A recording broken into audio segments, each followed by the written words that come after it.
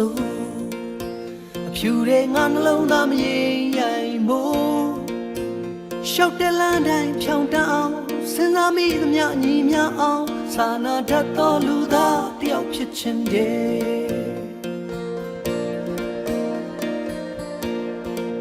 လူတွေကိုငါခွင့်လွတ်တတ်လာတယ်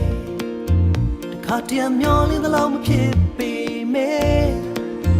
အမြဲတမ်းရှုံးပေးနေတဲ့ငါကိုချာနေပြီးဟာတိုက်လောင်အောင်မလားခန္ဓာရဲ့ရှိသောလူသားတယောက်ဖြစ်ချင်တယ်